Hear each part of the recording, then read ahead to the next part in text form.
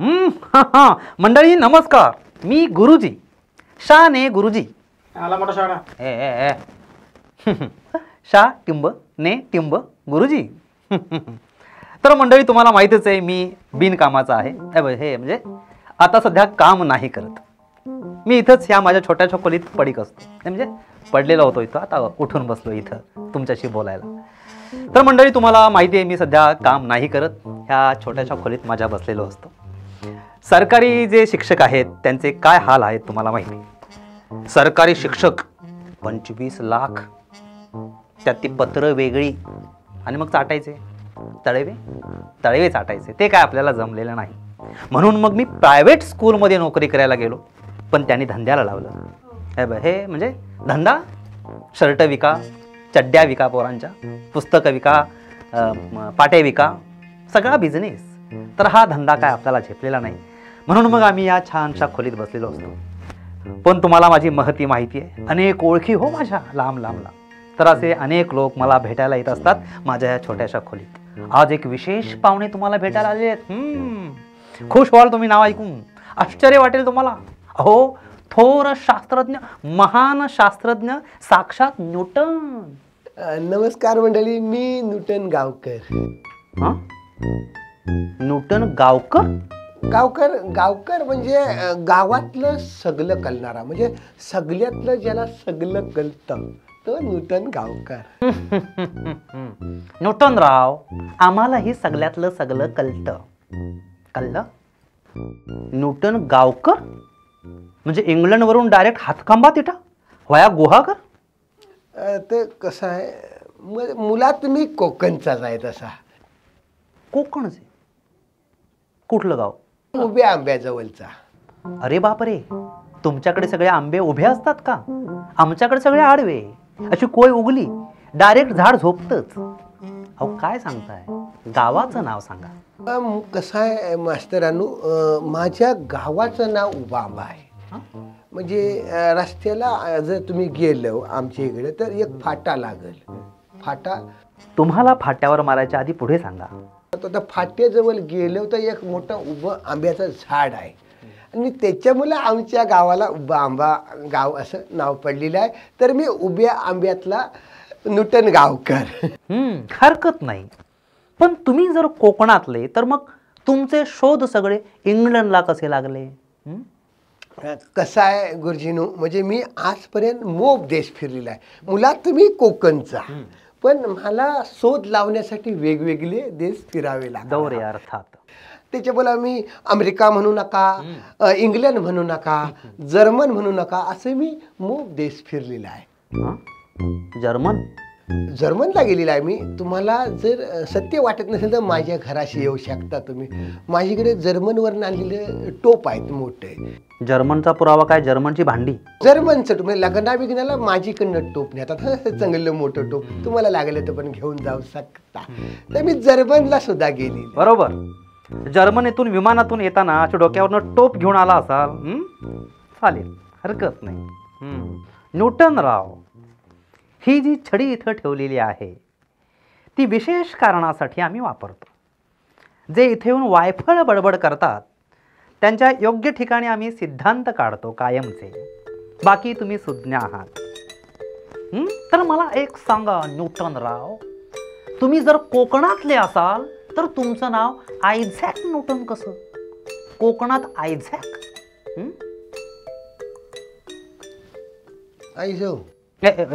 Newton, चपचप दोन सिद्धांत काढे ना. इथे अपशब्द चालत नाहीत. अपशब्द नाहीच आहे हा गुरुजीनू. नाही? कसं काय? हा अपशब्द नाही आहे. हा मुळात आमचा सिद्धांत आहे, म्हणजे कोकणातला सिद्धांत आहे. आता कसं झालेलं आहे, दोन वाक्य काय म्हणतात, दोन ओली जोडायचे असतील तर जर मध्ये काय जॉईन म्हणतात तर लागतो, तर आमचा आयझो आहे. म्हणजे कसं आहे, वाक्याला मध्ये जोडण्यासाठी तर आयझो वापरला जातो आणि हा आमच्या कोकणातल्या लोकांचा सिद्धांत आहे. शिवी नव आहे ते लक्षात घ्या. न्यूटन राव, तुम्ही पाहुणे आहात, नाहीतर चटकन दोन सिद्धांत काढले असते. मला सांगा, शांतपणे विचार करा आणि सांगा, तरीही तुमचं नाव आयझॅक कसं? अगदी मूल मुद्द्यावरच आलं होतं मी. आता मगाशी तुम्हाला काय म्हटलं मी की मी वेगवेगळे देश फिरत असतो, म्हणजे इंग्लंड म्हणू नका, अमेरिका म्हणू नका, असं सगळ्या देशात फिरत असतो. आणि मी जेव्हा बाहेर गेलो परदेशामध्ये त्यावेळेला मी सारखं म्हणायचं आई जो, पण तिथल्या लोकांना कळायचं नाही. ते म्हणत आई झॅक त्याच्यामुळं आयझॅक झालेलं आहे. आणि झॅक मारल्याने तुम्हाला भेटायला बोलवलं. बरं न्यूटनराव, ते सोडा, मला सांगा, तुम्ही खूप शोध लावलेले आहेत. हो, म्हणजे मी भरपूरच शोध लावले. तुम्हाला मी सांगितलंच, आम्ही मोप देश फिरलोय भरपूर. म्हणजे तुम्हाला सांगायचं तर आमच्या बारक्याचा शोध पण मीच लावलेला आहे. तर तुमच्या पोरांचा शोध तुम्ही लावलेला आहात आणि आमची पोरं आम्ही ऑनलाईन मागवलेत. हां, असं कसं म्हणता? आमच्या कारभानीला विचारून बघा, आम्हीच शोध लावलेला आहे त्याचा. आम्हाला आणखी पुढं खूप मोप शोध लावायचं होते, पण सरकारी काही कारणांमुळे आमच्यावर बंधन आलं. अरे न्यूटनराव, तुमचा हा शोध लावायचा स्टॅमिना बघूनच सरकारने हा निर्णय घेतलेला असणार. आणि तुम्ही जे हे शोध लावायचे म्हणता आहात त्याला आम्ही शोध नाही, खाज म्हणतो. आता हे सगळे चाळे बंद करा आणि मुख्य मुद्द्याकडे या. मुख्य शोध गुरुत्वाकर्षण. गुरुजी, अगदी तुम्ही मूळ मुद्द्याला हात घातलेला आहे. म्हणजे माझ्या आवडीचा विषय तुम्ही घेतलेला आहे. गुरुत्व काय म्हणतात तुम्ही? अरे न्यूट्या, तूच लावलायस ना शोध, गुरुत्वाकर्षण. गुरुत्वाकर्षणाचा शोध म्हणजे तुम्हाला सांगता मला गुरुरातच आकर्षण सगळं. अरे गुरु आणि आकर्षण, हा, गुरातच आकर्षण सगळं. तुम्हाला सांगतो, म्हैस म्हणू नका, रेडा म्हणू नका, गाय म्हणू नका, सगळं आमच्या वाड्यात आहे. त्याच्यामुळं लहानपणापासूनच मला हळ वेड. म्हणजे आमचे आईस बापू जेव्हा गोट्यात जायचं, वाड्यात आमच्याकडे कोकणात म्हणतात गोट्यात तेव्हा त्यांच्याबरोबर मी लहान असतानाच जायचा. तेव्हा गुरा पण आमची लहान होती, कमी होती. तर आई म्हणाली, वेड तू सोडू नको, आज तू लहान आहेस आणि उद्या गुरा मोठी होतील, तू पण मोठा होशील आणि तुझं गुरुत्वाकर्षण आकर्षण तर मोठं होईल. अरे हा न्यूटन नाही, हा जांगली आहे, जांगली गुराखी. कुठून आणलाय आला? न्यूटनराव, अहो ते गुरुत्वाकर्षण नाही. हे बघा, हे अरे काय आणलंय? कागद. न्यूटनराव, सफरचंद खूप महाग झालेले आहे, 50 रुपये एक. बजेट जरा कमी आहे म्हणून हे कागद ठेवलेला आहे. हा, पण ही फळं खरी आहेत. केळं खाऊ शकता. हे हावऱ्या, नंतर कार्यक्रम संपल्यानंतर देणार एक केळ. तर न्यूटनराव, हे असं फळ वरून पडलं आणि मग तुम्ही गुरुत्वाकर्षणाचा शोध लावला, तर हे फळ पडलं, ह्या पडल्यावर बोला. पडण्याबद्दल म्हटलं होतं, मी संध्याकाळी कायम पडतच असतो. संध्याकाळ म्हणजे 7 नंतर मी घेतली की जसा उभा राहतच नाही, बऱ्याच वेळेला पडतोच मी. जसे गल्लीत पडतात, रस्त्यावर पडतात, गटरीत पडतात. अरे नुसताच जांगली नाही, हा बेवडा जांगली आहे. कुठून धरून आणला याला? न्यूटनराव, अहो असं फळ वरून पडतं आणि मग तुम्हाला गुरुत्वाकर्षणाचा शोध लागलाय असं आम्ही 2 दशकं झक मारत शिकतोय. हे सिद्धांत तुमचे पाठ करायला लागतात म्हणून काही लोकांनी 10वी शाळा सोडली आणि तुम्ही 7 नंतर पडल्याचं सांगताय. आयझॅक, त्याच्याबद्दल बोलता बाय तुम्ही. पहिला तर विचारायला होता तुम्ही. तो शोध फल पडतं आणि मग त्याचं काय झालेलं आहे गुरुजींनो. म्हणजे मी काय झालं, सकाळी जेव्हा उठतो तेव्हा मी फरसाकडे जातो. बरोबर, आम्ही महिनाभर जातच नाही ना, आतल्यात जिरवतो. काय बोलताय? तसं नव्हे, पण मी जरा वेगळा आहे. माझं कसं आहे, मी कलमात जातो गुरुजींनो. त्याच्यामुळं मी जेव्हा फरसाकडे जातो तर आमच्या कलमात जातो आणि मी नेहमीप्रमाणे आपलं सगळं हत्यारं घेतली टंबरीन आणि कलमात निघालो आणि जाऊन बसलो. आणि मला कलमात शांतता आणि मला आवाज यायला लागला, कसला गोपनीचा आवाज यायला लागला आणि ती गोपन फिरत आवाज आहे गोपनीचा. आणि त्याच्यातनं अचानक दगड सुटला आणि माझ्या डोक्यात येऊन पडला आणि एकदम दोन गोष्टी पडल्या, एक वर आणि एक खाली. हां, खाली काय पडलं? खाली दगड आणि इकडं आंबा पडला. मला वाटलं नाही, हसताय काय? पुढे सांगा. त्या आंबा पडला त्यावेळी तर मला शोध लागलेला आहे. न्यूटनराव, तुमची ही बडबड ऐकून मला असं वाटतंय तुमचे दोन्ही आंबे सुजवावेत. असो, मला सांगा, हा जर आंबा पडला असेल असं म्हणताय, तर आम्ही आतापर्यंत सफरचंद, ऍपल असं का शिकतोय?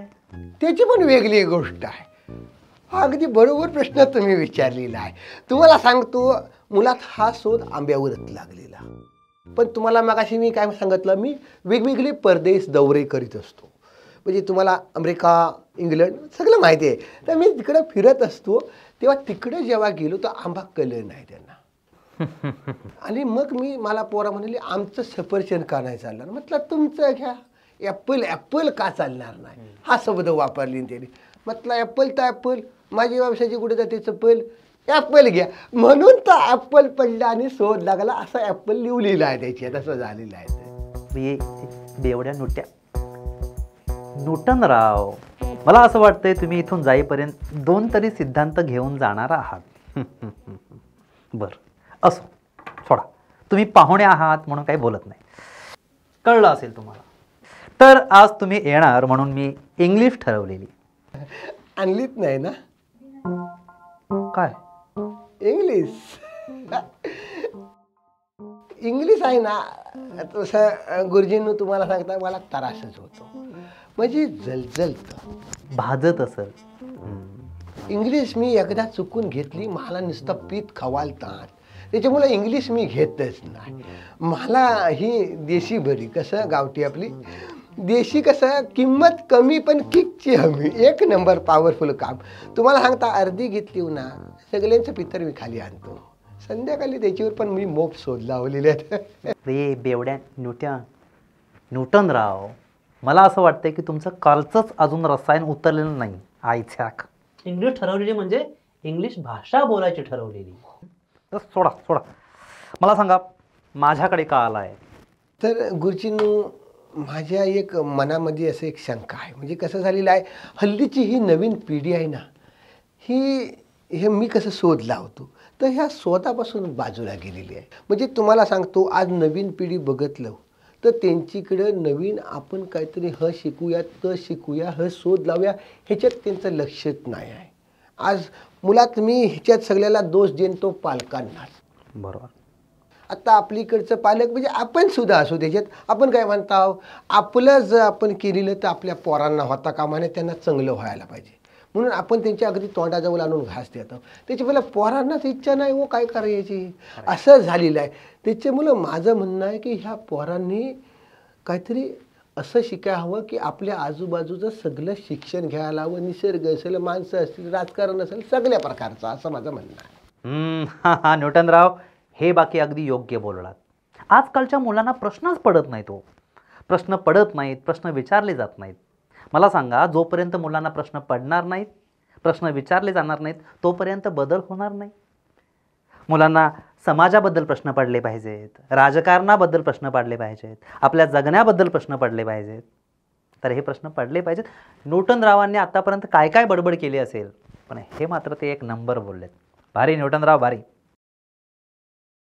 न्यूटनराव, काय असो, आता मी तुमच्यावर खुश आहे. मला सांगा, डायरेक्ट इंग्लंडमधून कोकणात तुमचं विमान उतरलेलं आहे. आता तुम्ही कोकणातच राहणार आहात, कोकणवासी झालात. तर आता मग कोकणात राहून काय शोध लावणार? गुरुजींनो, आता पावसाचा सीझन चालू झालेला आहे. होय. म्हणजे आता मासे, कुर्ल्या बिरल्या सगळं गावायला लागलेलं आहे. हो, सीझन चालूच आहे. चन्नीचं मासं म्हणतात ते, कुर्ल्या सगळं चालू झालेलं आहे. त्याच्यामुळे आता माझं नवीन शोधाकडे लक्ष आहे. आता मी असा शोध लावणार आहे की घराशी बटन दाबलेलं की डायरेक्ट कुर्ली अंगण्यात स्वतःहून चालत, स्वतःहून चालत येणार. पण मी काय म्हणतोय, अंगणात येण्यापेक्षा डायरेक्ट चुलीवरच्या भांड्यातच येऊन पडली तर? काय मास्तर तुम्ही पण. न्यूटनराव मजा आली. काही असो. तर मंडळी, आमचे हे कोकणातले न्यूटनराव तुम्हाला कसे वाटले हे सांगायला विसरू नका. तर असे आणखी कोणते पाहुणे इकडे यायला पाहिजेत हे तुम्ही कमेंटमध्ये लिहायला विसरू नका. आणि आजचा हा भाग कसा वाटला हे सांगायला विसरू नका. तोपर्यंत न्यूटनराव कुर्ल्यांचं काहीतरी बोलतायत ते बघतो मी. न्यूटनराव, आज रात्रीचा काय बेत आहे? आता तुम्ही येणार असेल तर बेतच करून अरे टाकू. चला मग.